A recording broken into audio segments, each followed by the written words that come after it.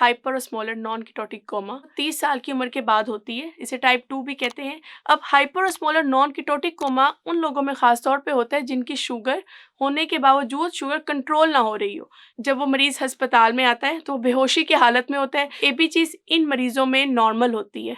इन मरीज़ों में सोडियम का लेवल बहुत ज़्यादा होता है। सबसे पहले हम उसको इंसुलिन पंप शुरू करवाएंगे, जो कि आप लोग घर पे नहीं कर सकते स्टार्ट।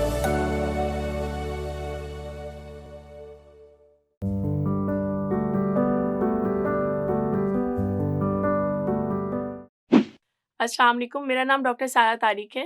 मैं सर्विसेज हॉस्पिटल में जनरल फिजिशियन हूँ।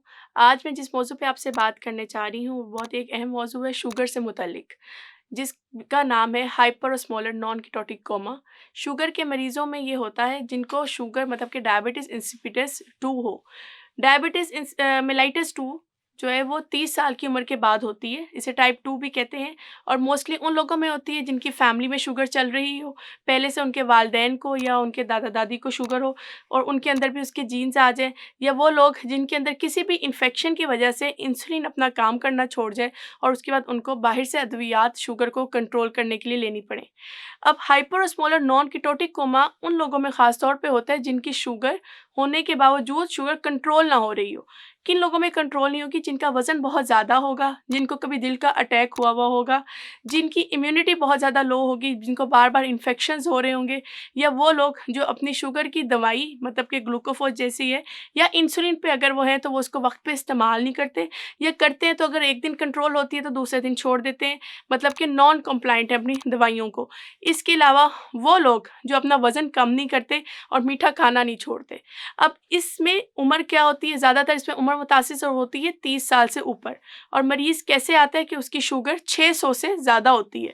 मतलब कि ग्लूकोमीटर पे जब आप शुगर चेक करते हैं तो वो 600 से ज़्यादा या हाई को इंडिकेट कर रही होती है। जब वो मरीज़ अस्पताल में आता है तो वो बेहोशी की हालत में होता है, या जब घर पे आपके पास है तो बहकी-बहकी बातें करना शुरू कर देगा, या बेहोशी की हालत में अचानक चला जाएगा, या वो ये नहीं पहचान सकेगा कि उसके घर के अफ़राद कौन-कौन है और उसके पास हैं या नहीं मौजूद हैं, जिसको हम क्लिनिकल टर्म्स में ऑल्टर्ड स्टेट ऑफ कॉन्शसनेस भी बोलते हैं। मरीज़ को जब अस्पताल लाया जाता है तो उसके कुछ टेस्ट किए जाते हैं, जिनमें से एक टेस्ट एबीजीज़ है। अब एबीजीज़ इन मरीज़ों में नॉर्मल होती है, उनमें इनकी पीएच बिल्कुल नॉर्मल होती है, लेकिन इनमें इनकी शुगर बहुत ज़्यादा होती है। इसके अलावा इन मरीज़ों में हम सीरम इलेक्ट्रोलाइट्स करवाते हैं, जिसमें हम सोडियम के लेवल देखते हैं। इन मरीज़ों में सोडियम का लेवल बहुत ज़्यादा होता है। सोडियम एक ऐसी चीज़ है जो दिमाग के नॉर्मल होने के काम करने में, फंक्शन करने में बहुत अहम किरदार अदा करती है, चाहे वो कम हो चाहे वो ज़्यादा हो, लेकिन इन मरीज़ों में ख़ास तौर पे सोडियम बहुत ज़्यादा हो जाता है। इसके बाद जब हम उनके सिम्पटम्स में देखते हैं तो मरीज़ का साँस बहुत तेज़ी से आ रहा होता है, या फिर उसकी धड़कन दिल की बहुत कम हो जाती है या बहुत ज़्यादा तेज़ हो जाती है। इसके अलावा वो बेहोशी की हालत में होगा, पसीने ठंडे उसको छूट रहे होंगे, इसी चीज़ में उसके दिल की तब्दीली मतलब कि कार्डियक चेंजेस आना शुरू हो जाएँगी। अब इसमें इसका ट्रीटमेंट कैसे किया जाएगा? सबसे पहले हम उसको इंसुलिन पंप शुरू करवाएँगे, जो कि आप लोग घर पे नहीं कर सकते स्टार्ट। उसके लिए आपको अपने मुआलिज के पास आना पड़ेगा, अस्पताल किसी इमरजेंसी में आना पड़ेगा, जिस पे वो डायग्नोज़ करेंगे उसको, उसके फ्लूइड वगैरह लगाएँगे। इसके अलावा नॉर्मल सलाइन लगाएँगे, इंसुलिन पंप शुरू करवाएँगे, और जो सोडियम उसका बहुत ज़्यादा है, उसको काबू करने के लिए भी एक ख़ास फ्लूइड होता है, जिसको हम हाफ सलाइन या फिर डेक्स्ट्रोज़ कहते हैं, वो लगा के उसको कम किया जाएगा। जिसके बाद मरीज़ थोड़ा बहुत होश में आना शुरू होगा। अगर इसका वक़्त पे इलाज ना किया जाए और इसको वक़्त पे कंट्रोल ना किया जाए, तो हो सकता है कि मरीज़ हमेशा-हमेशा के लिए अपनी दिमागी सल्तनत को खो बैठे या अपने होश गँवा बैठे।